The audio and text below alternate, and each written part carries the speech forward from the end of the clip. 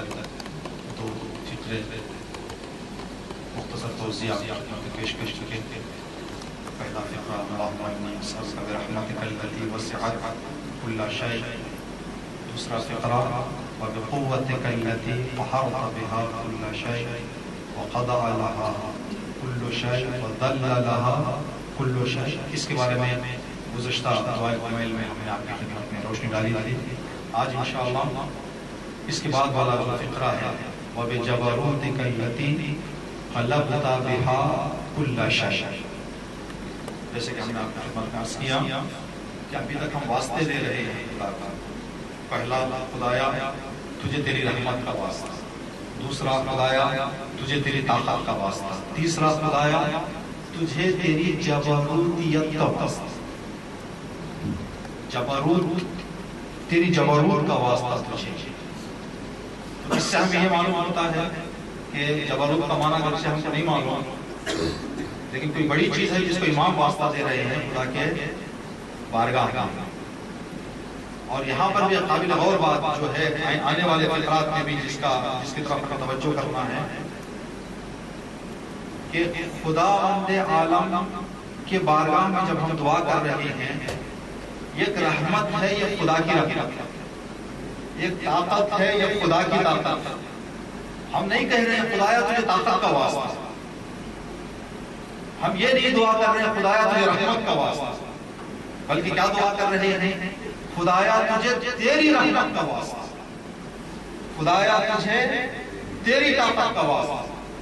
اس لیے کہ جہاں پر بھی رحمت ہے وہ ناقص رحمت ہے. رحمت کامل خدا کے بارگاہ خدا کے پاس. جہاں پر بھی طاقت ہے وہ ناقص محدود طاقت ہے. لامحدود طاقت اور کامل طاقت صرف خدا کے پاس. یہاں پر ہم واسطہ دے رہے ہیں آج اس فقرے میں انشاءاللہ. کوئی چیز ہمیں روشنی نہیں ڈالنا ہے اس فقرے میں، صرف جبروت کو سمجھنا ہے. جبروت کا معنی کیا ہے؟ جبروت کی عظمت کو سمجھنے کے لیے دو مسلمانوں کی بڑی عیدیں ہیں، شیعوں کی نہیں، مسلمانوں. ایک عید فطر، دوسری عید ضحیٰ. دونوں عیدوں میں ہم جو قنوت پڑھتے ہیں اس قنوت میں اس کا تذکرہ ہوتا ہے. اللہم اہل الکبریاء والعظمہ واہل الجود والجود.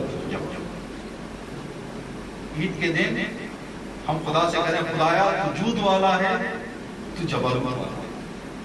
تو جود کی اہلیت رکھتا ہے، تو جبروت کی اہلیت رکھتا ہے. اب یہ معنی کیا ہے جس کا ہم عید کی نماز میں یہی لفظ استعمال کرتے ہیں نا، اہل الجود والجبروت. دعا قائل میں کہہ رہے ہیں وَبِجَبَرُوتِكَ الَّتِي غَلَبْتَ بِهَا كُلَّ شَيْءٍ. خدایا تیرے اس جبروتیت کا واسطہ جس کے ذریعے تو سب پر غالب آتا ہے.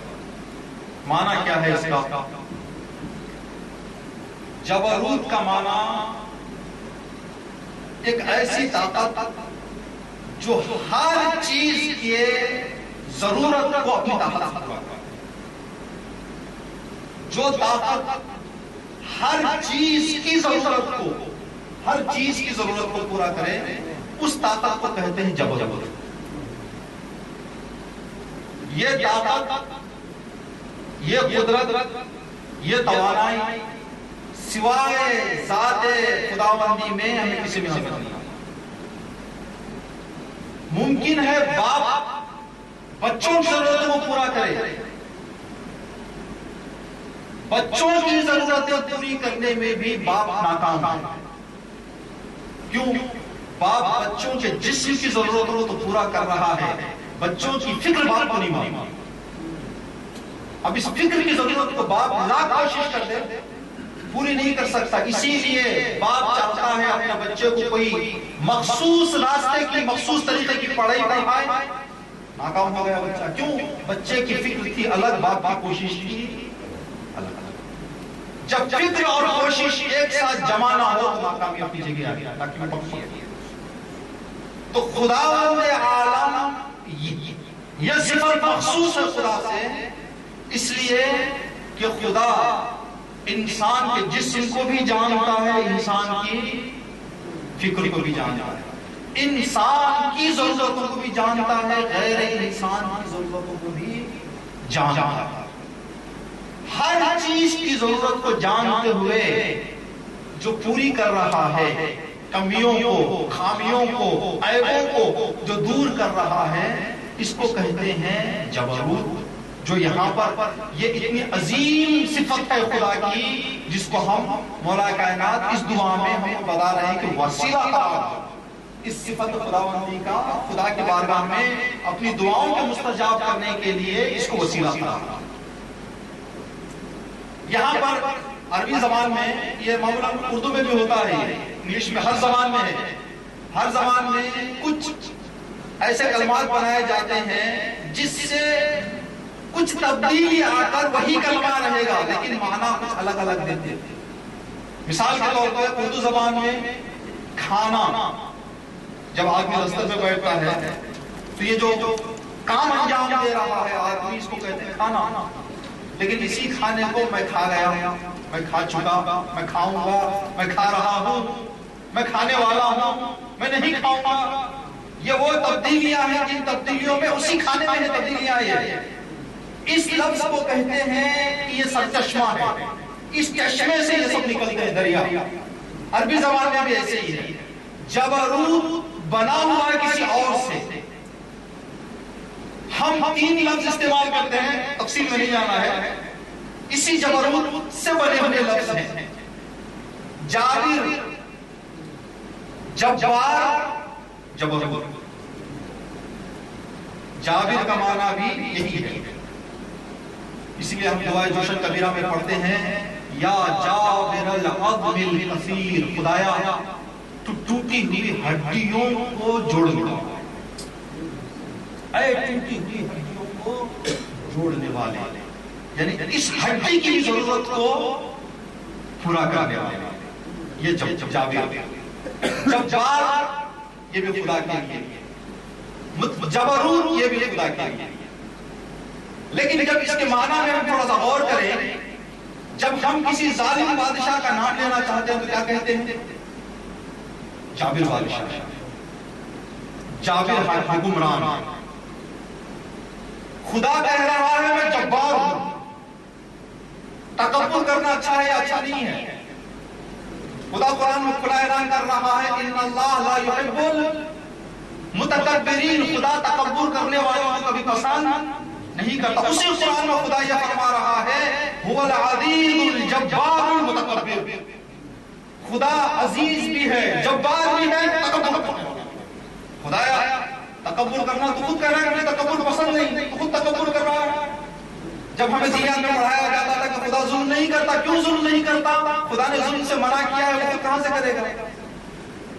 تو خدا کہہ رہا ہے کہ مجھے تکبر پسند نہیں ہے، تو خود خدا کہہ رہا ہے کہ میں متکبر ہوں، میں تکبر کرنے والا ہوں۔ خدا کہہ رہا ہے کہ جباریت پسند نہیں ہے خدا کو، لیکن خود خدا کہہ رہا ہے کہ میں جبار ہوں۔ کیا بات ہے؟ لوگ تکبر کریں تو خدا کہہ رہا ہے کہ مجھے پسند نہیں، خود تکبر کر رہا ہے، کہہ رہا ہے، اعلان بھی کر رہا ہے کہ میں تکبر کرنے والا ہوں۔ لوگ جابر بن جائیں، خدا کو پسند نہیں، لیکن خدا خود اعلان کر رہا ہے کہ میں جابر ہوں، میں جبار ہوں، جابر سے بھی بڑھ کر۔ خدا کیا ماجرا ہے یہاں پر؟ ماجرا یہ ہے، اس کے اندر راز یہ ہے کہ ایک ادعا، ایک چیلنج کرنے کا کوئی حقدار ہے، چیلنج کرے تو سب کرنے، لیکن کوئی حقدار نہ ہو، اہلیت نہ رکھتا ہو، قابلیت نہ رکھتا ہو، پھر وہ کہے اس بات پر۔ انسان تکبر اس لیے نہیں کر سکتا کہ اس کے اندر تکبر کی کوئی چیز ہے ہی نہیں۔ تو انسان تکبر کرے تو خدا کہتا ہے کہ تکبر اچھی چیز نہیں ہے۔ ہم بار بار کہتے ہیں خدایا تو اکبر ہے، تو اکبر ہے، تو اکبر ہے۔ یعنی تکبر کرنے کا حق اگر کسی کو روئے زمین پر ہے تو سوائے معبود کے کسی کو نہیں ہے۔ اسی لیے خدا کہہ رہے کہ جبروت کیسی ہے، کہ کون وہ انسان ہے جو یہ چیلنج کرے، ثابت کرے کہ وہ دنیا کی ہر ضرورت کو پورا کرے گا۔ جب انسان اپنے بیوی بچوں کی، خود اپنے جسم کی ضرورتوں کو پورا کرنے سے انسان عاجز ہے، تو دوسروں کی ضرورتوں کو کہاں سے پورا کرے گا؟ اب اس ضعیفی کا حقدار کی صفت رکھنے والا انسان کبھی جبروتیت یا ادعا نہیں کر سکتا۔ اگر کرے تو خدا کرے کہ ہم کہتے ہیں، انسان کہتا ہے کہ یہ جادو انسان ہے، یہ بے حق لیاقت نہ رکھتے ہوئے ادعا کر رہا ہے۔ مولا کائنات حضرت علی بن ابی طالب علیہ السلام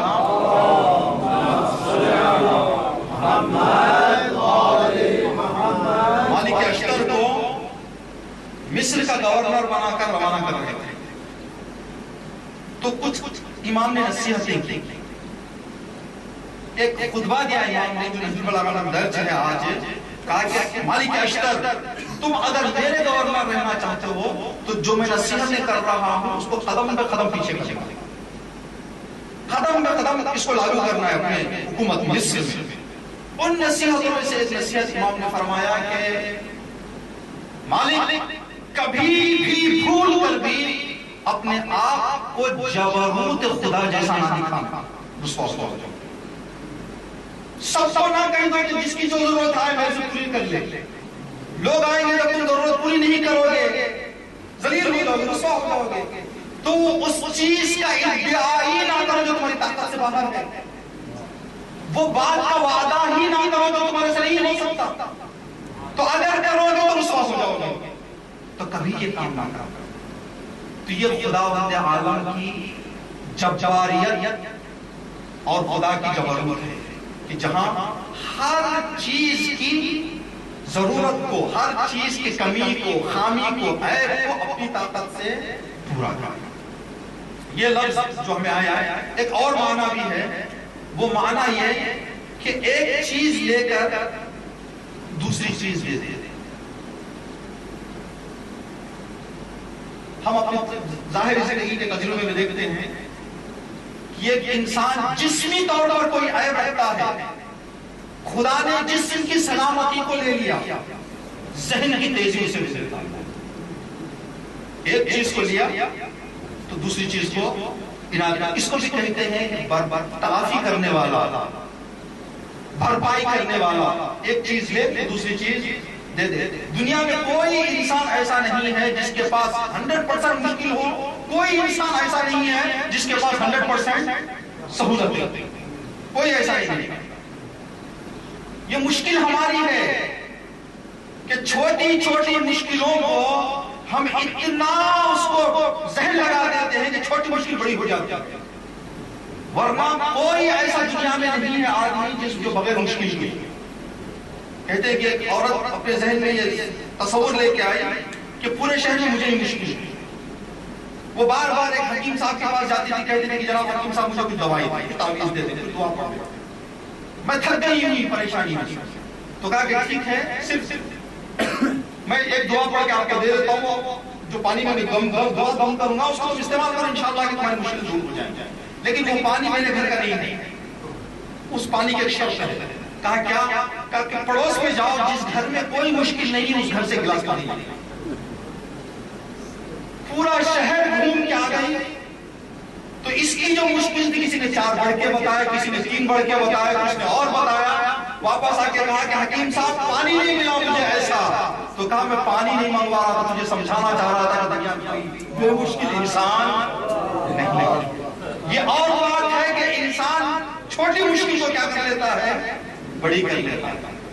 ایک خوبصورت مثال کسی درس میں استاد نے بچوں کو سمجھانے کے لیے دی تھی۔ کہا کہ استاد نے اپنے ہاتھ میں ایک گلاس پانی اٹھایا جس میں 200 ملی لیٹر بھی پانی نہیں تھا، تو بچوں سے کہا کہ بچوں یہ کیا ہے؟ کہا استاد یہ پانی ہے۔ کہاں ہے؟ میرے آپ کے ہاتھ میں۔ اگر میں اس کو 5 منٹ کے لیے اٹھائے رکھوں تو کیا ہوگا؟ کچھ نہیں ہوگا۔ کہا کہ بیٹا اگر یہی گلاس کو میں 5 گھنٹے کے لیے اٹھائے رکھوں تو کہا کہ استاد آپ کا ہاتھ درد کرنے لگے گا۔ کہا اگر میں 5 دن کے لیے اٹھائے رکھوں تو ہاتھ ٹوٹ جائے گا آپ کا، آپ کو ہاسپٹل جانا پڑے گا اٹھائے رکھنے۔ تو کہا کہ کیا بات ہو گئی، جبکہ گلاس میں 200 ملی لیٹر پانی بھی نہیں ہے، ہاتھ کیوں ٹوٹ جائے گا؟ کہا کہا کہ استاد آپ بہت دیر تک پڑھائے رکھ رہے ہیں. تو استاد نے کہا بیٹا ہماری مشکلات بھی ایسی ہی ہیں, مشکل چھوٹی ہوتی ہے, اگر اس کو زیادہ اٹھائے رکھیں گے تو ہاسپٹل سے بھی پہنچ جائیں گے. مشکل باہر ہے, چھوٹی چھوٹی مشکل تو چھوٹی رکھیں, دور کر دیں اپنے آپ سے, باہر کر دیں اپنے آپ سے, پریشانی نہیں. یہ خدا کی جبروریت کی ایک نشانی یہ ہے اور ایک معنی یہ ہے کہ ایک چیز لے کر خدا دوسری چیز عطا کر دیتے ہیں.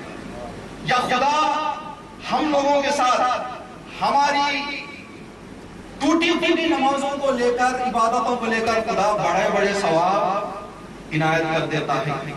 یہ اس کے بھرپائی کرنے اور تلافی کرنے کی طاقت ہے جو جبروریت میں چھپی ہوئی ہے. اسی لیے ہم ماہ مبارک رمضان کی دعاؤں میں پڑھتے ہیں, اے وہ خدا جو کم لے کر بہت دے دیتا ہے, جبکہ برابر دینے چاہیے, برابر نہیں. خدا کہا کہ میں جبار ہوں, کم دوں گا, زیادہ دوں گا. یہ ہمارے لیے ضروری ہے. انسان اپنی زندگی میں جب دیکھتا ہے, انسان ایک دعا کرتا ہے, کوئی دعا کرنے کے بعد نتیجے اتنے اس کو مل جاتے ہیں, اب آدمی نتیجوں کی طرف توجہ نہیں کرتا. اس نے دعا کی, سمجھا کہ میرا کام ہو گیا, چلا گیا, لیکن اس کے بعد جو خدا اس کو عنایت کرتا ہے اس چیز کی طرف انسان کی توجہ نہیں رہتی. جب ہم تاریخ پڑھتے ہیں کسی بڑے انسان کی, کسی کامیاب انسان کی, تو پتہ چلتا ہے کہ انہوں نے دعا کتنی کی, خدا نے کیا کیا ان کی عنایت کر دیا. حضرت مریم کی ماں جب حاملہ تھی تو دعا کی, خدایا میرے پیٹ میں کیا ہے مجھے نہیں معلوم, لیکن میں آج ہی نظر کر رہی ہوں, یہ جو بھی ہو میں تیری خادمہ یا خادم بنا دوں, میں تیرے دین کی خدمت کے لیے وقف کر رہا ہوں. یہ دعا اور یہ کوشش مریم کی ماں کی. خدا نے کہا کہ تم نے یہ کوشش کی تو میں بھی خدا ہوں, میں بھی جبار.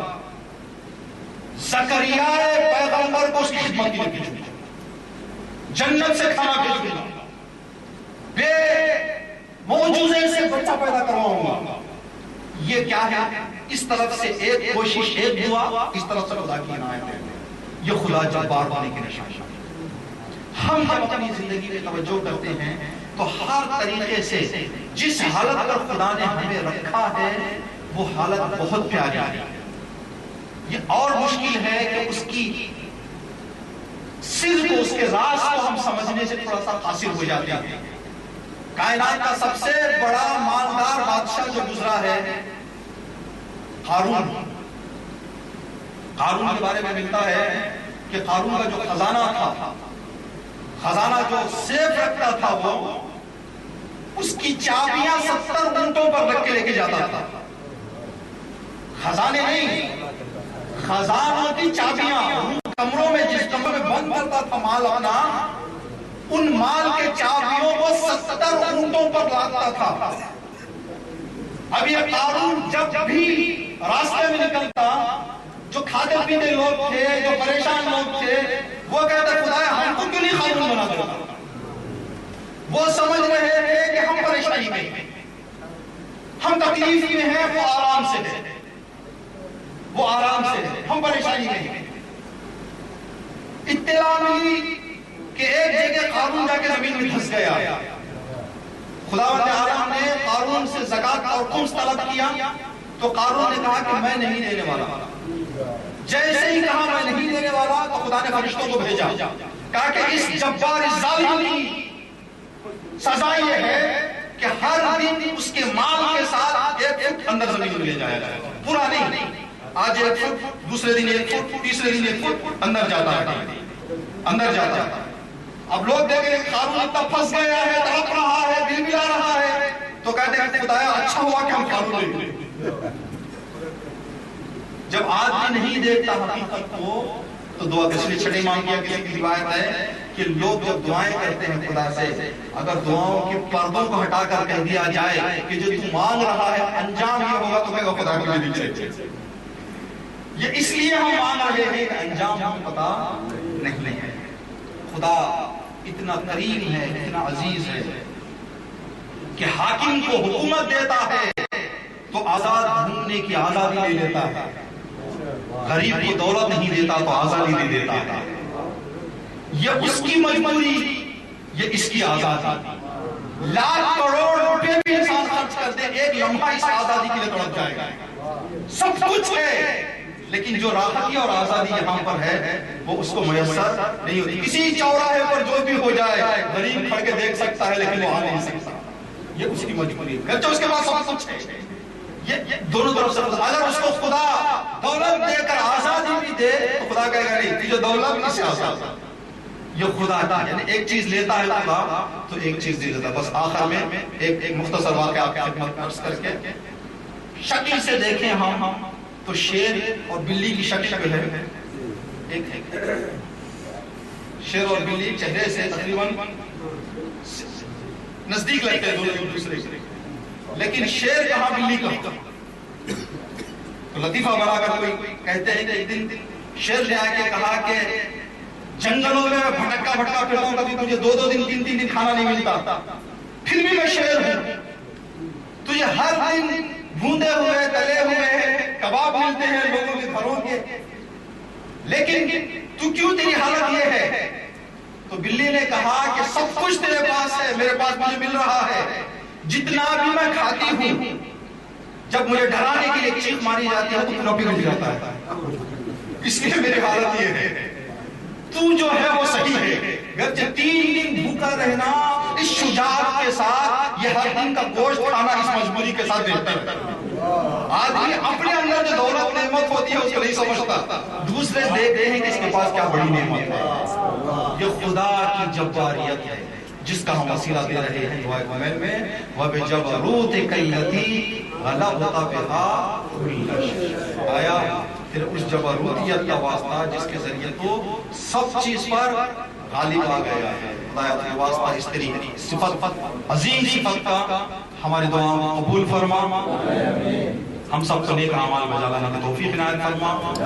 خدایا تو کمیوں کو خامیوں کو دور کرنے والا ہے.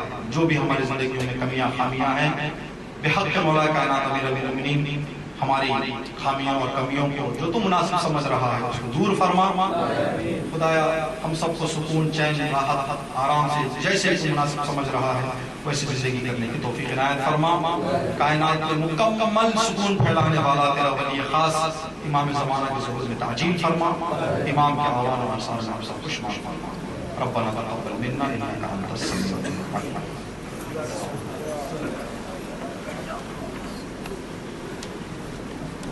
زیارت والے سب کرتے ہیں شب جمعہ اپنی جانب سے اپنے والدین اور رشتہ دار